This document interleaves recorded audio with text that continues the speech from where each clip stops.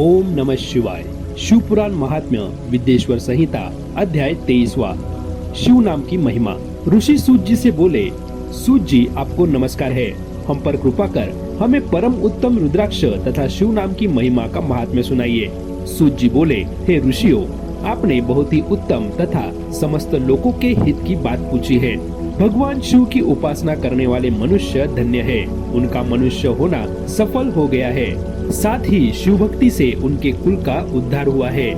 जो मनुष्य अपने मुख से सदा शिव और शिव नामों का उच्चारण करते हैं, पाप उनका स्पर्श भी नहीं कर पाता।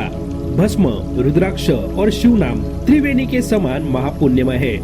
इन तीनों के निवास और दर्शन मात्र से ही त्रिवेणी के स्नान का फल प्राप्त हो जाता है। इनका निवास जिसके शरीर में होता है, उसके दर्शन से ही सभी पापों का विनाश हो जाता है। भगवान शिव का नाम गंगा है, विभूति यानी भस्म यमुना मानी गई है तथा रुद्राक्ष को सरस्वती कहा गया है।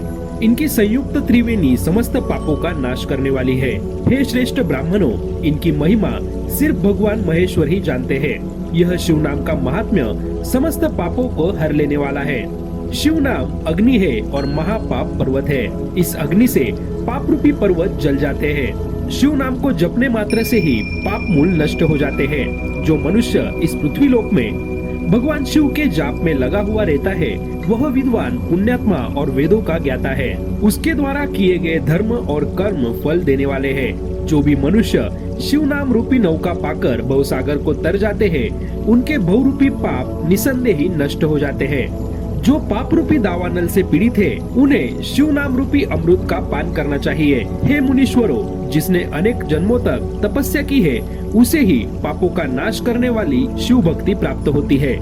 जिस मनुष्य के मन में कभी न खंडित होने वाली शिव भक्ति प्रकट हुई है, उसे ही मोक्ष मिलता है। जो अनेक पाप करके भी भगवान शिव के नाम जप में आदर पूर्वक लग गया है, वह समस्त पापों से मुक्त हो जाता है। इसमें जरा भी संशय नहीं है। जिस प्रकार जंगल में दावानल से दग्ध हुए वृक्ष भस्म हो जाते हैं, उसी प्रकार शिव नाम रूपी दावानल से दुग्ध होकर उसके सारे पाप भस्म हो जाते हैं। जिसके भस्म लगाने से अंग पवित्र हो गए हैं और जो आदर सहित शिव नाम जपता है, वह इस अथाह भवसागर से पार हो जाता है। संपूर्ण वेदों का अवलोकन करके महर्षियों ने शिव नाम को संसार सागर को पार करने का उपाय बताया है। भगवान शंकर के एक नाम में भी पाप को समाप्त करने की इतनी शक्ति है कि उतने पातक कभी कोई मनुष्य कर नहीं सकता।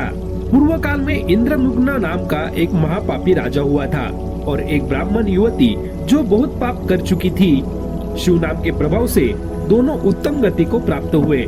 हे द्विजो, इस प्रकार मैंने तुमसे शिव नाम की महिमा का वर्णन किया है।